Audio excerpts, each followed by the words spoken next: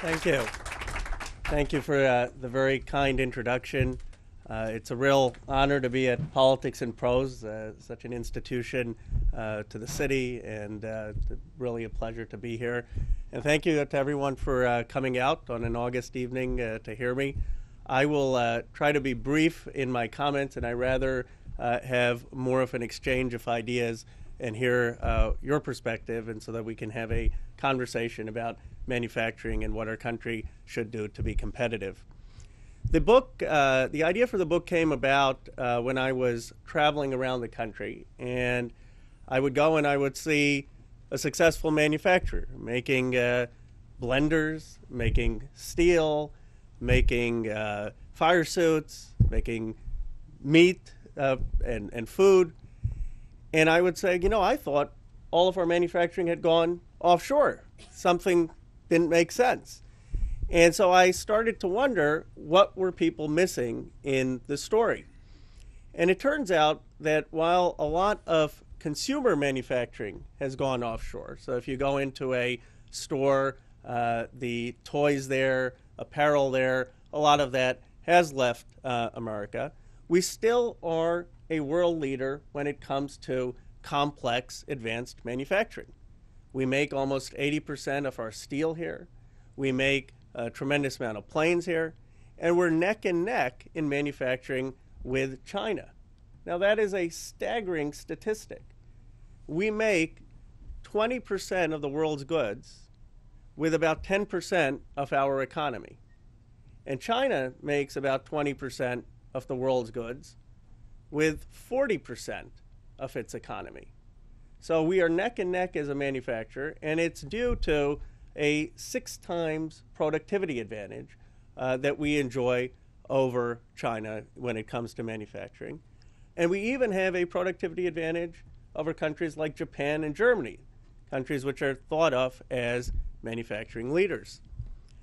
So I wondered, and I started asking myself, well, what is it that gives us this productivity advantage? What is it that gives American manufacturers this ability to compete?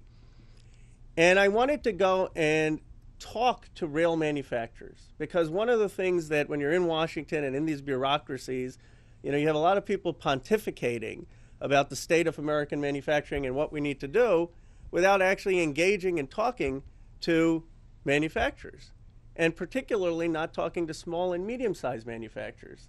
The large manufacturers, the CEOs, are often represented on policy think tanks, but the reality is that almost half of our manufacturing jobs are with small and medium-sized businesses. So I decided that I wanted to talk to some of these small and medium-sized businesses and figure out what it was that was giving them a comparative advantage. And one of the arguments I make in the book is it's our entrepreneurial culture that allows us to have a productivity advantage. And by that, I don't mean simply the entrepreneur at the top, the Steve Jobs or Mark Zuckerberg model, or the great industrialist. What I mean is that companies that do well in the manufacturing space actually listen to the ideas of their employees and are encouraging their employees to come up with efficiencies in production, to figure out how to assemble things more efficiently, or how to make products that are more innovative, and they are soliciting those ideas. And here is where I think a lot of the traditional critique on manufacturing misses the mark. Robert Reich, who makes the argument that there's knowledge work, people like lawyers, my profession, and doctors and bankers are knowledge workers, and so then they're the manufacturers, I think completely missed the idea of modern manufacturing. Modern manufacturing requires a lot of knowledge. These are people who are thinkers, who are innovating. And lawyers, I can tell you, require a lot of repetitive work. So people who say that somehow lawyers, we draft documents and you have standard template and it's repetitive. So this distinction is artificial. And the best manufacturers that I met were really listening to the ideas. Let me give you 2 concrete examples. I talk about 15 in the book. One is Vitamix blenders. So I was shocked to learn that the blenders that make your frappuccinos, I drink a lot of frappuccinos, are all made, for the most part, in the United States. So when I first learned that, I said, now I realize why I'm paying $4 for my frappuccino. But then when I discovered, I talked to Jody Berg, brilliant woman, about, why is it that you're able to make blenders in the United States and sell them to these specialty coffee shops? And Jody explained that the specialty coffee shops have very specified requirements for what they want out of their blenders. One, they don't want any noise.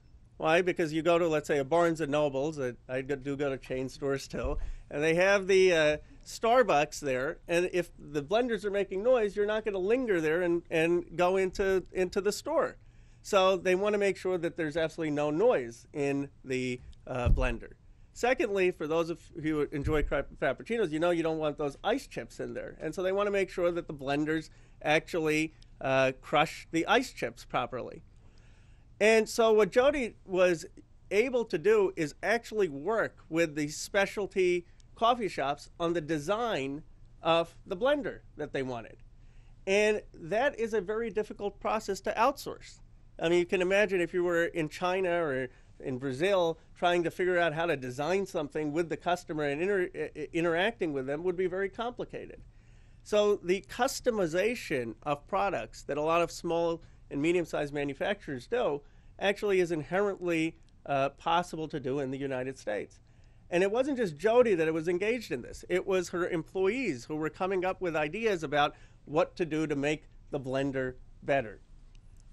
A second example is Globe Manufacturing. And Globe was one of the most inspiring stories in the book. It is a manufacturer existing since 1887, and they make fire suits. And after 9/11, when the Pentagon was attacked, and they needed fire companies to put out that fire, they had different companies come from the Virginia area and the DC area, and they noticed that only the companies that were wearing Globe fire suits were able to work through the night and deal with the pathogens and the extremities that were in the Pentagon building.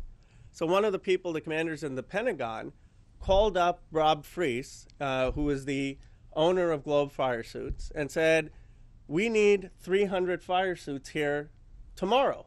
And Rob said, what's the size? He said, I don't know, just figure out how to get them there.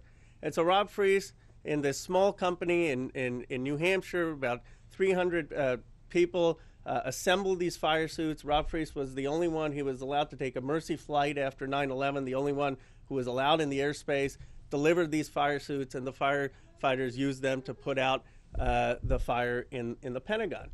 So it's a story about patriotism, but it's more than that. I wanted to know, well, what is it that allows Globe fire suits to still have these comparative advantages? And one of the biggest insights for Globe fire suits came in a production efficiency. They are able to make fire suits much cheaper than a lot of their foreign competitors. And the idea, which I go into detail in the book, came from one of the employees on the assembly line who said that if you use a smaller size needle than a larger size needle, you're actually going to make smaller holes, and it's going to save fabric, and that's going to save cost. And this was an idea that was submitted in a suggestion box for Globe Manufacturing that led to a lot of the innovation. And it, again, showed this sort of culture of listening to Globe's employees. The second part of Globe that was unique is the way they would innovate the sensors and the type of equipment on fire suits that help fight extremities didn't come from PhD scientists. In fact, the guy who was doing a lot of the tinkering didn't even have a college degree. So often there's a sense of, well, we need STEM education, and I absolutely think we do, but we shouldn't underestimate this sense of practical skills that are often passed down from generations or that people acquire through actually doing things on the factory floor that account for a lot of Globe's most successful innovation when it comes to fire suits. So one of the theses, as I've said, is that sort of our democratic culture in the business world gives us this competitive advantage over more authoritarian manufacturing structures, particularly small and medium-sized businesses, because it allows them to economize production and it allows them to customize products. The second